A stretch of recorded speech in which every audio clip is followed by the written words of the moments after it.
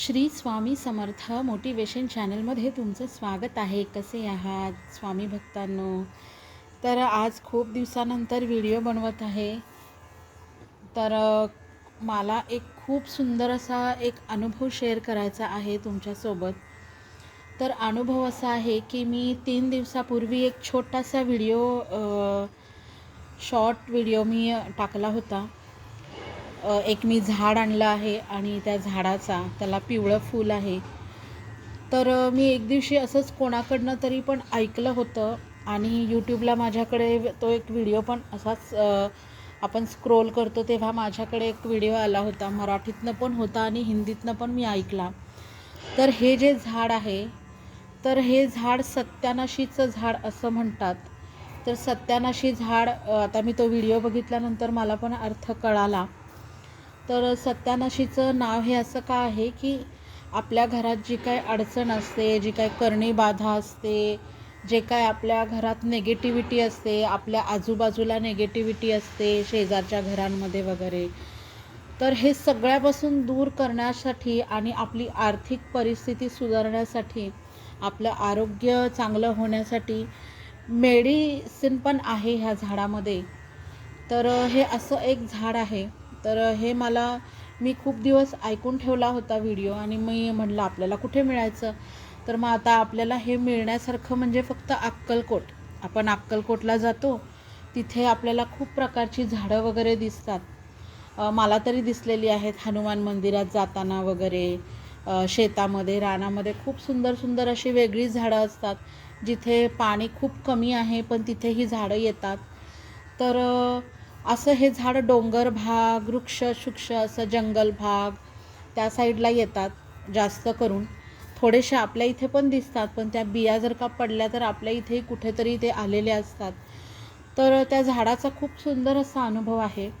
माझ्या मिस्टरांना काम होतं, एक मीटिंग होती म्हणून आम्ही खडकवासल्याला गेलो. पुण्यामध्ये आहे तो. तर तिथे गेले आणि एका नर्सरीत मी झाडं घेण्यासाठी थांबले. डोंगर भाग असा, टेकडीचा भाग, जवळपास सिंहगडच्याच म्हणजे सिंहगड दिसतो तिकडनं पण. आणि म्हणजे जवळपास आम्ही खडकवासल्यालाच नाही पण सिंहगड आणि खडकवासला ह्याच्या मधल्या भागात आम्ही कुठेतरी होतो. तर मी नर्सरीत झाडं घेण्यासाठी थांबले.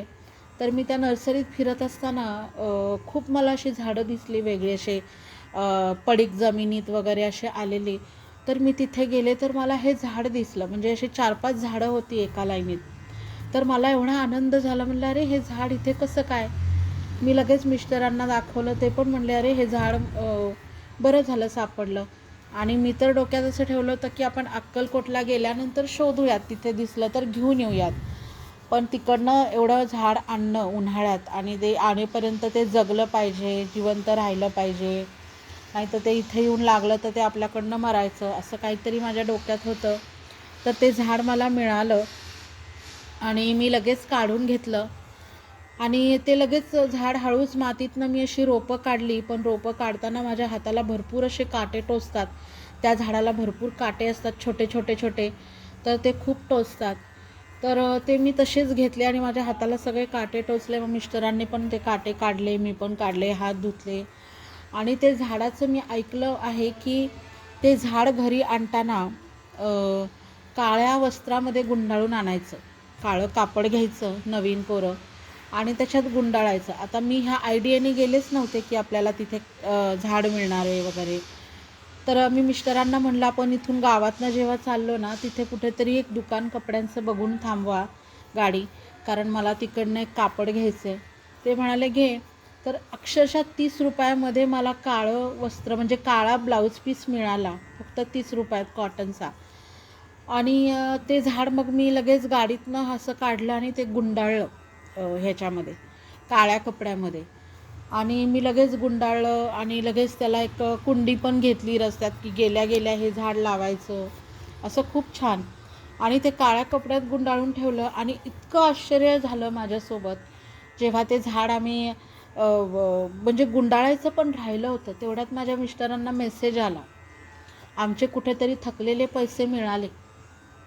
आणि अमाऊंट म्हणजे फार पण मोठी नाही, खूप अशी मोठी एकदम असं लॉटरी लागल्यासारखी नाही, पण काय जी आपली अमाऊंट असते थोडीफार जी आपल्याला गरज असते आणि आपली अमाऊंट ही आपलीच असते. 1 रुपया जरी असतं तरी आपला असतो आणि हजारो रुपये असले तरी ते आपले असतात.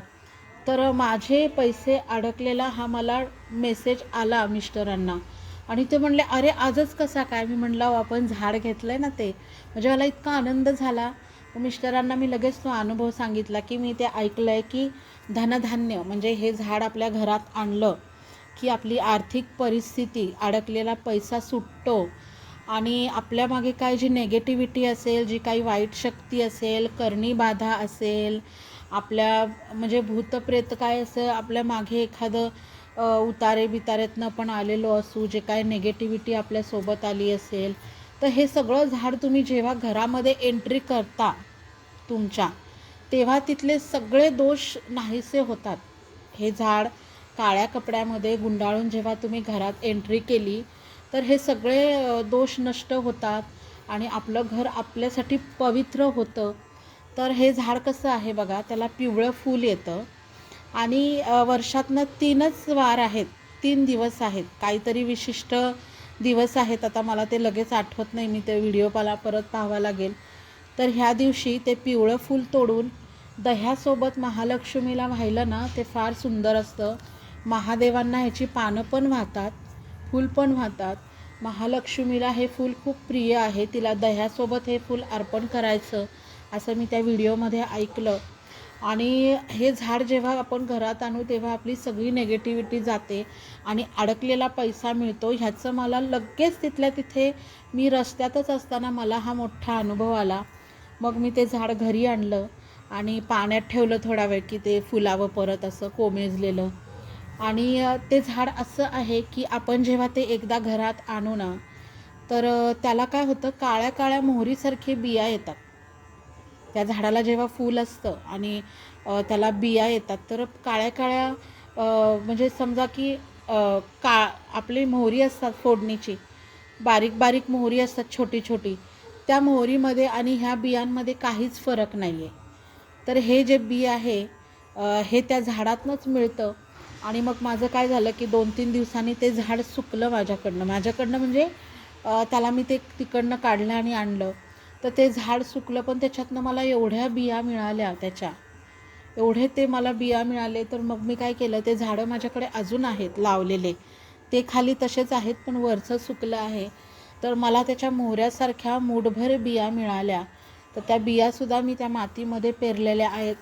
तर आता ते झाड माझ्याकडनं कधीच जाणार नाही आहे, कारण त्याच्या बिया माझ्याकडे आहेत आणि आता त्या बिया येतील, झाड मोठं वाढेल आणि परत त्याला बिया येणार, म्हणजे हे पसरतच जाणार, हे कमी होणार नाही. आणि ह्याचं नाव सत्यानाशी असं आहे. सत्यानाशी म्हणजे आपल्या सगळ्या अडीअडचणी, दोष, आपली तब्येत, आपलं सगळं काय जे निगेटिव्हिटी असेल ह्याचा सत्यानाश करण्यासाठी हे झाड असतं. हे असं मला लगेच त्या व्हिडिओमध्ये ऐकल्यानंतर मला खूप दिवसांनी झाड मिळालं आणि त्याची मला लगेच प्रचितीही आली. तर आता प्रश्न असा आहे की कोणाकडे कोणी फ्लॅटमध्ये राहतं, कोणी बंगलोमध्ये राहतं, कोणी कुठे असतं, कोणी कुठे बाहेर कामाला गेले म्हणजे तिकडे राहत असतात. तर झाडं झुडपं लावायची सोय नसते. पण तरीही आपल्याला तुळस कशी लावतो आपण, कुठे का असेना एक तुळस असते आपल्या दारात, आपल्या घरात. तसंच तुम्ही हे झाड लावू शकता. आणि तुम्हाला हे झाड कुठे मिळालं तर ते लगेच व्यवस्थित हळूच काटे न टोचता, म्हणजे ते झाड तोडण्याच्या म्हणजे ते झाड काढण्याच्या आधी हाताला प्लॅस्टिकची पिशवी गुंडाळा किंवा कापड गुंडाळा आणि हळूच ते झाड काढा. आणि काही टेन्शन घ्यायचं नाही, मोठं झाड असेल तरी काढायचं आणि हातभर मोठं, म्हणजे त्याला बिया मिळतात आणि ते तुम्ही घरी आणेपर्यंत सुकलं तरी काही टेन्शन घ्यायचं नाही, कारण त्याच्या बिया ज्या असतात त्या आपल्याला मिळतात आणि आपण त्याच्यावरनं छोटी छोटी रोपं हे करून आपण मातीत ते झाड उगवू शकतो. तर हे झाड प्रत्येकाच्या घरात असावं असं मला खूप वाटलं. आणि त्या दिवशी मी घाईगडबडीत छोटासा व्हिडिओ सगळ्यांना पाठवला ना घरच्या फॅमिलीला, तेव्हा मी हा व्हिडिओ तसाच मी अपलोड केला आणि मला वेळ नव्हता, मी नुसतं आपलं टायटलला आणि डिस्क्रिप्शन बॉक्समध्ये त्याचं हे टाकलं की असं असं हे झाड मिळालं तर घेऊन या. तर आज मी त्याचा व्हिडिओ बनवत आहे. तर तुम्ही पण हे झाड कुठे मिळालं तर आणा आणि तुळशीप्रमाणेच कुठेतरी लावा, पण ह्याला बारीक बारीक काटे असतात. लहान मुलांपासून थोडं सावध ठेवा. आणि गच्ची असते, गच्ची नसेल तर आपल्याला बाल्कनी असते, बाल्कनी नसेल खूप मोठी खिडकी असेल तर तुम्ही खिडकीमध्ये पण कुठेतरी लावा, पण मुलांपासून थोडं लांब ठेवा, कारण ह्याला काटे असतात आणि बाळांना छोट्या छोट्या ते काटे टोचू शकतात, कारण फार भयानक काटे आहेत. आपण साधं फुलाला जरी हात लावायला गेलं तर आपले सगळे बोटं भरतात, एवढी काटे आहेत त्याला. तर काटे का आहेत की त्या झाडापर्यंत कोणी जाऊ शकत नाही पटकन, ते काटे लागतात आपल्याला. आणि तुम्ही पण हा व्हिडिओ दुसरे व्हिडिओ सर्च करा की वर्षातनं 3च एक अशा तिथी आहेत त्याच्यात आपण ह्या फुलांचा आणि पानाचा वापर करू शकतो. आणि जास्त करून आपण हे जे फूल आहे हे दह्यासोबत महालक्ष्मीला व्हायचं आहे. तर आता इथेच मी व्हिडिओ थांबवते. तुम्हाला कसा वाटतो बघा. श्री स्वामी समर्थ.